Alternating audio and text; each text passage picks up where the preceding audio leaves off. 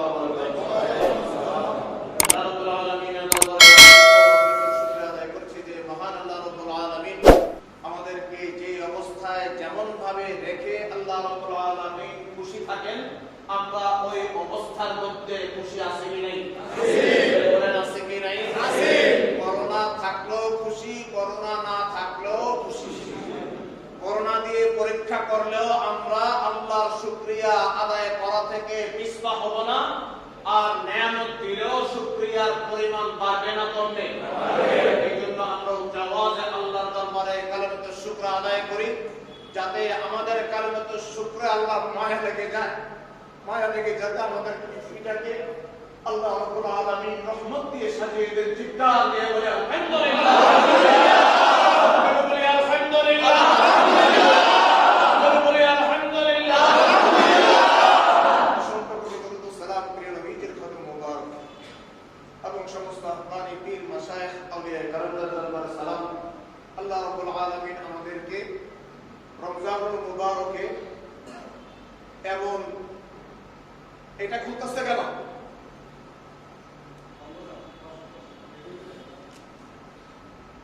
উপরে যান ভাই, উপরে ইশারা দিয়ে বলে দিবে যে উপরে চলে যাবে, তুমি বসে যাও। শুধু কেউ আসলে মুখেও কথা বলার দরকার নাই, হাতে ইশারা দিয়ে বলে দেবে। আল্লাহ রাব্বুল আলামিন আমাদেরকে ঈমান আকীদাকে যথাযথভাবে রেখে আল্লাহ আল্লাহ রাসূলের সন্তুষ্টিজনক পথে পরিচালিত হওয়ার তৌফিক দান করুন। সবাই বলে আমিন। আমাদের সিয়াম সাধনাগুলো আল্লাহ কবুল করে নিন। সবাই বলে আমিন। আমাদের গুনাহগুলোকে আল্লাহ ক্ষমা করে দিন। সবাই বলে আমিন। আসল কথা যাওয়ার আগে একটি কথা না বললেই নয়, আপনাদের এই মসজিদের প্রতি আবেগ মহব্বত আমি যদি এই আমার বুকটা চিরে বের করে দেখাতে পারতাম, ওই ধরনের কোন মেশিন থাকতো তাহলে বুঝাতে পারতাম, কিন্তু ওই ধরনের মেশিনে নাই, দেখানোর কোনো সুযোগ নাই। কিন্তু খুব আফসোস লাগে, মসজিদের খাদেম হিসাবে আল্লাহ কবুল করেছেন। আমরা উলামায়ে কেরাম যারা বড় বড়, আমি তো আলেম না, মূর্খ মানুষ, জাহেল, কিন্তু একটা জিনিস চিন্তা করে খুব আফসোস লাগে, রাতের গভীরে আল্লাহর দরবারে চোখের পানি ছেড়ে আপনাদের জন্য দোয়া করি আর নিজেকে অযোগ্য মনে করি যে আল্লাহ তোমার ঘরের খাদেম কি এই জন্য বানাইছিলাম, মুসল্লিদেরকে যেখানে মানুষদেরকে মসজিদমুখী করার কথা দায়িত্ব ছিল আমাদের, আর মসজিদের খাদেম তোমার ঘরের খাদেম হয়ে তোমার বান্দাদের মসজিদ থেকে দূরে সরিয়ে দেওয়া লাগতেছে। এটা যখন কল্পনা করি তখন নিজেকে স্থির রাখতে খুব কষ্ট হয়। এবার তার বিবরণ বলতে পারেন কেন? যদিও এই দায়িত্ব মসজিদ কমিটির, কে কিভাবে নেবেন জানেন, দুই একজন ছাড়া আর অন্যরা কেউ সত্যিকার অর্থে অসুবিধার কারণে আসতেছেন না, কেউ বিভিন্ন অজুহাতে আসতেছেন না, কিন্তু কথা শুনতে হয় আমার বা আমাদের।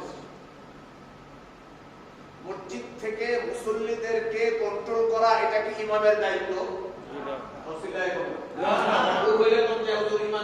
ইমামের দায়িত্ব আজকে থেকে আত্মশুদ্ধ করবো। ইমামের দায়িত্ব, মুয়াজ্জিনের দায়িত্ব, কার দায়িত্ব? তো একটা জিনিস ভালো হয়েছে, আমাদের সজাগ হওয়া দরকার মসজিদ কমিটির মধ্যে কারা থাকার যোগ্য। আমাদের সজাগ হতে হবে। শুধু এই মসজিদ বলে কথা না, পৃথিবী এবং বাংলাদেশের প্রত্যেকটা মসজিদ, মিডল ইস্টের মসজিদের মধ্যে কোনো কমিটি নেই। যারা মিডল ইস্টে গেছেন তারা জানেন কমিটি থাকুক, দরকারও আছে। বিভিন্ন সাইট, ব্যাংকের হিসাব কিতাব, দোকান টোকানের হিসাব কিতাব ইত্যাদির জন্য কমিটির লোক দরকার আছে, কিন্তু নেককার ইমানদার দায়িত্বশীল লোক কমিটিতে থাকা দরকার। তিনটা সেক্টর নিয়ে আমাদের দেশের মসজিদগুলো পরিচালনা হয়। কয়টা সেক্টর? তিনটা।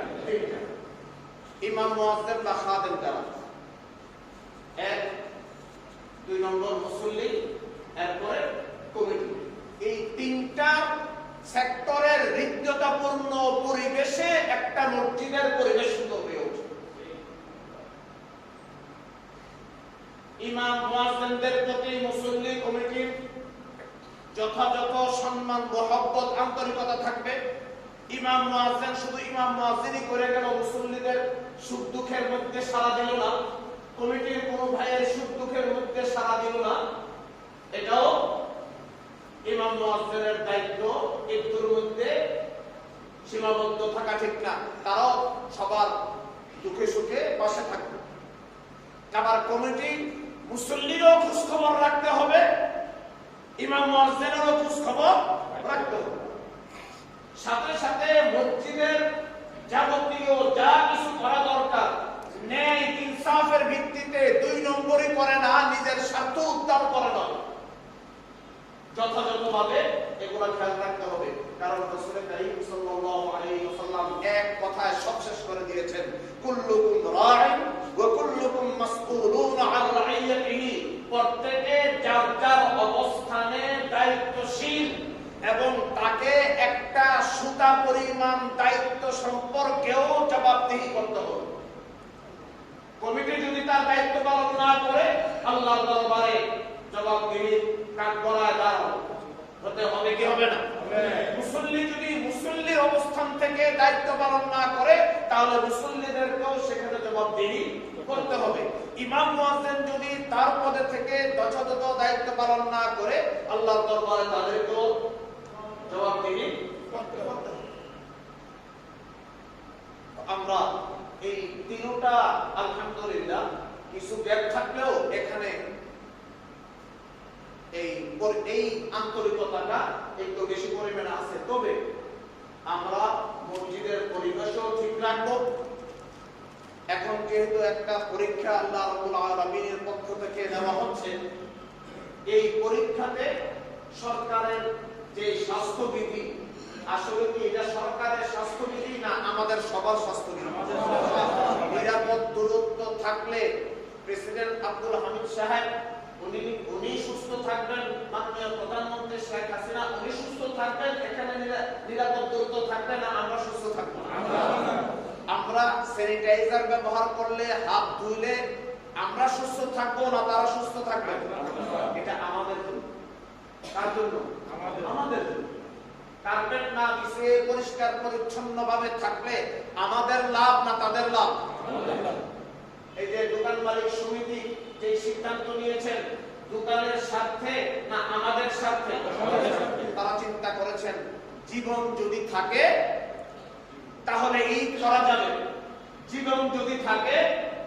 আমি বললাম পূর্বে খুব সুন্দর একটা পয়েন্ট বের করছেন যে জীবন থাকলে জীবিকা আগে পিছে কামাই করা যাবে, অর্জন করা যাবে।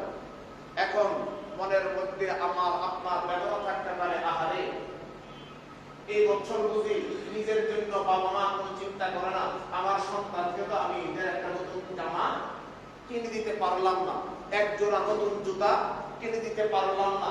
সন্তানের চাহিদার দিকে তাকাইলে মা বাবার খারাপ লাগে কি লাগে না?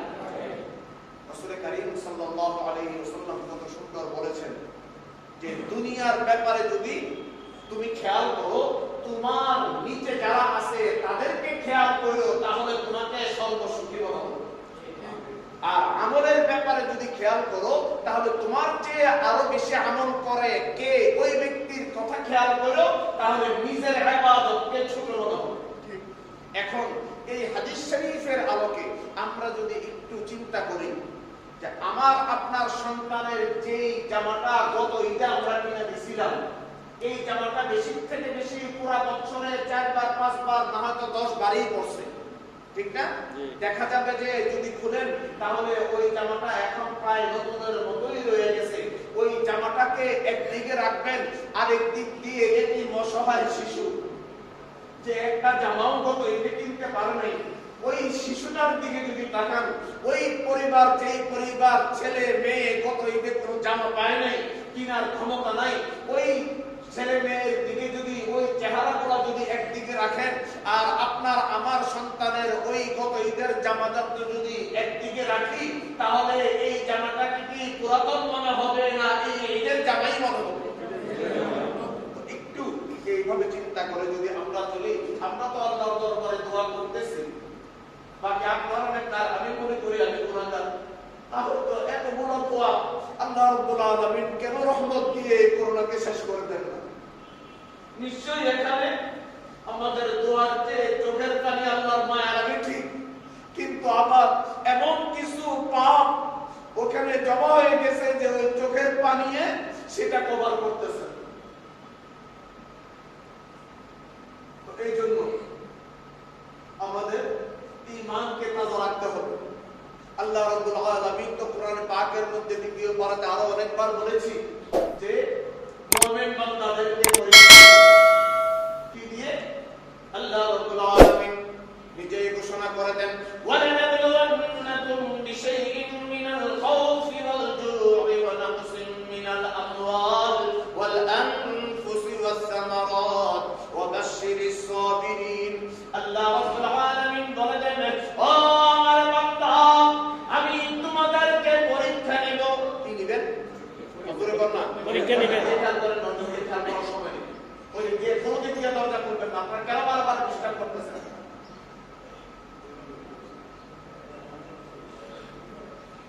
এখন তো একটু বড় ভাষায় কথা বলতে হয়।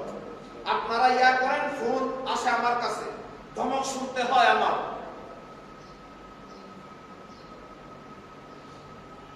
এগুলো করেন না।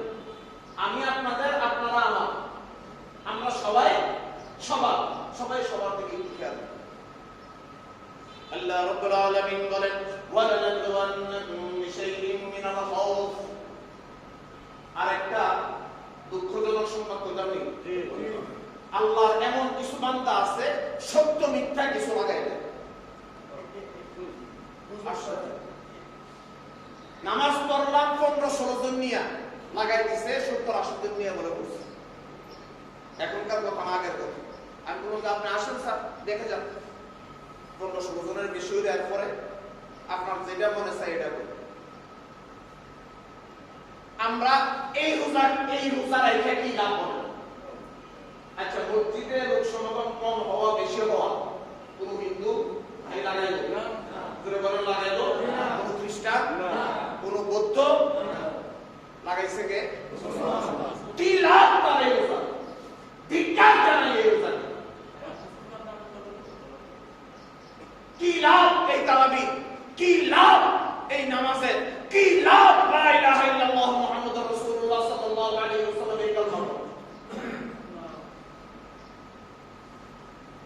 মিথ্যা আশ্রয় দেন রোজা রাখা রমজান মাসে। এই হিসাবে তো করোনা দিছে আল্লাহ, কম গজব দিছে, আর বেশি গজব দেব।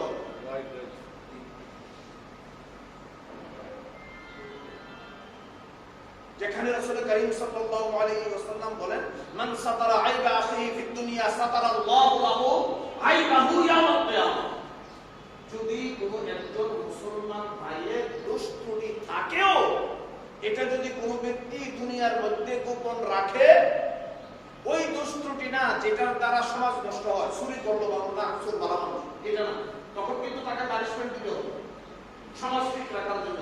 এমন দোষ ত্রুটি যেটা ওই ব্যক্তির মধ্যেই আছে, এটা যদি গোপন রাখা হয়, এটা ওই দোষ ত্রুটি যেটার দ্বারা সমাজ নষ্ট হয় না, এমন যদি হয়, তো আল্লাহ রাব্বুল আলামিন ওই বান্দার ওই এমন কিছু পাপ গোপন রাখবেন কিয়ামতের দিন, যেই পাপের কারণে সে জাহান্নামে যাবে। কত সুন্দর সলিউশন, কত সুন্দর আন্তরিকতাপূর্ণ হাদিস শরীফ, এই সমাজ ব্যবস্থা আল্লাহ হাবিব আমাদেরকে দিয়েছেন। আমরা এটার সম্পূর্ণ বিপরীত অবস্থানে আছি। আল্লাহ রাব্বুল আলামিন আমাদেরকে বলেন, খুব খেয়াল করবেন এই আয়াতের অর্থ। এই আয়াতের পরীক্ষার প্রত্যেকটা আইটেম বর্তমানে আছে। আল্লাহ বলেন, ওয়ালানাবলুওয়ান্নাকুম বিশাইইন, ও আমার বান্দা, ইমানদার বান্দা, তোমাদেরকে আমি পরীক্ষা নিব কিছু জিনিস দ্বারা। ও আল্লাহ, কোন জিনিস দ্বারা পরীক্ষা নিবা রে আল্লাহ? যদি আগে জানাইয়া দাও, আমরা এই ব্যাপারে কঠিন অবস্থানে থাকবো, আমরা এই ব্যাপারে ঈমান হারা হব না, আমরা এই ব্যাপারে তোমার কুদরতি কদম ছাড়ব না। আল্লাহ বলেন, মিনাল খাউফ, ভয় দ্বারা। কিসের দ্বারা? ভয় দ্বারা। ভয় আছে না নাই বর্তমানে? এমন ভয়, আশেপাশে কেউ যদি একটা কাশি দেয়, তাহলে 3 ফুট দূরত্ব যান, এই কথা আর কম লাগে না। 3 10 30 ফুট দূরত্ব এমনি যায়, কম লাগে না যে ভাই দূরে থাকে এই কথা বলা লাগে? বলা লাগে না। রাজবাড়ী কম্পাউন্ডের মধ্যে ধরা খাইল একজন করোনা আক্রান্ত, পুরা রাজগঞ্জ শহর লকডাউন। ভয় আছে না নাই? জোরে বলেন না, আছে না নাই? এই বাড়ির মধ্যে করোনা আক্রান্ত হয়, এটা 10 তলা হোক আর 20 তলা হোক, লকডাউন। ভয় আছে না নাই? আল্লাহ রাব্বুল আলামিন আগেই বলে দিয়েছেন, মিনাল খাউফ, মিনাল খাউফ, ভয় দ্বারা আমি পরীক্ষা নিব। আল্লাহ এটা কি ধরনের পরীক্ষা? ও আমার বান্দা,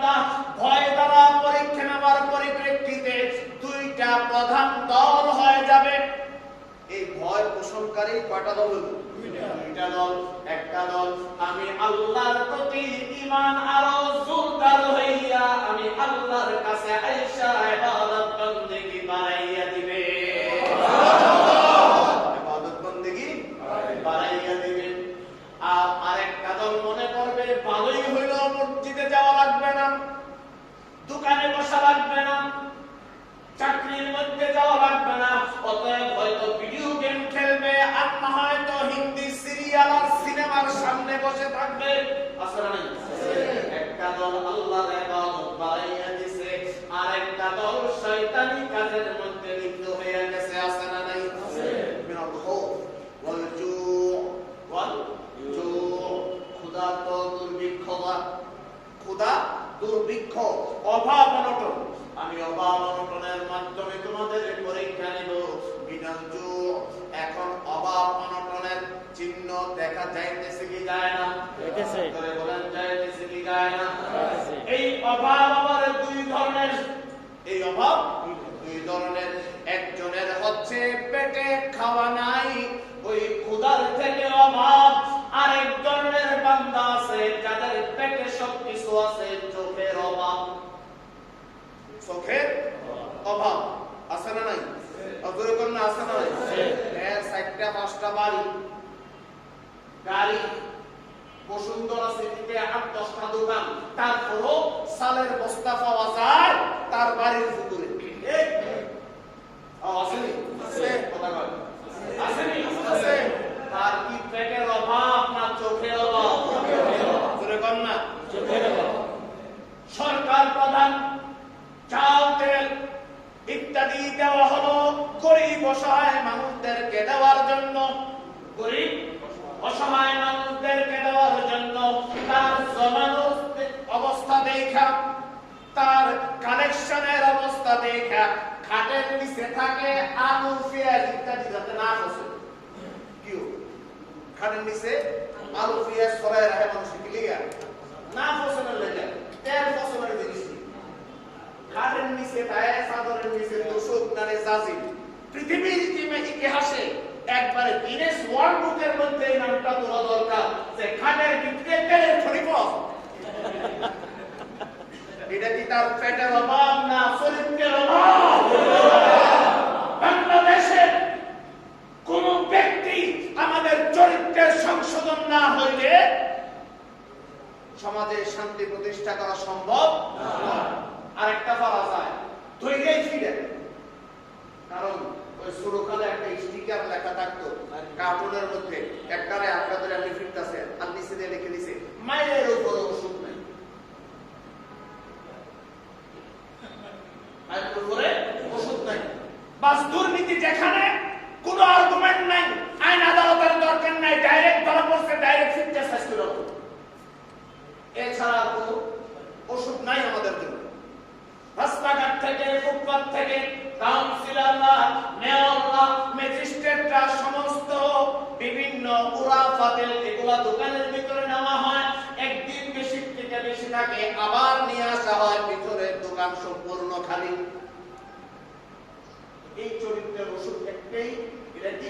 যখনই দেখছে সাথে সাথে 50টা বাড়ির বাড়ি আর 10,000 টাকা জরিমানা একবার জনগণ লেগে এরপর গিয়া যদি কয় আর পুলিশে গিয়ে ছাড়ো না তো না, নিজে নিজে ফেলে দিতে।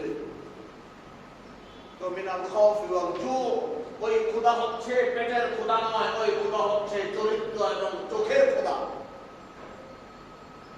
মিনাল জু ওয়া নাকসিন মিনাল আমওয়াল। অটোমান সাম্রাজ্য নাম শুনছেন নি? ওসমানী খেলাফতের মধ্যে আপনার দোকানের মধ্যে, খাদ্যের দোকানের মধ্যে 2টা ঝুড়ি থাকতো। একটা ধনীরা কেনার জন্য আর একটা থাকতো ফ্রি। ধনীরা যতদূর প্রয়োজন একদূর নিয়া বাকিটা ওই ফ্রির বাক্সের মধ্যে রেখে দিত। দোকানদার জিজ্ঞাসা করতো কি ব্যাপার, এটা রেখে গেলেন কেন? যে যারা টাকা দিয়ে কিনতে পারবে না তাদেরকে এখান থেকে দিয়ে দিন। এটা ছিল মুসলমানদের চরিত্র। আর এখন মুসলমানদের চরিত্র হচ্ছে বাবুরে স্যাপলন, ডেটল, কয়দিন জারি থাকে করোনা ভাইরাস, দোকানে যা আছে সব তিন আমার বাড়ি পুরাইলাও, এবার অন্যরা মাসুম আর নরক, এটা আমার দেখার বিষয় না। এই হচ্ছে আমাদের চরিত্র। এই চরিত্র কি, এটা কি আসল প্রয়োজনের খাতিরে নেওয়া হয়েছে না চরিত্রের খাতিরে নেওয়া হয়েছে? ونقسم من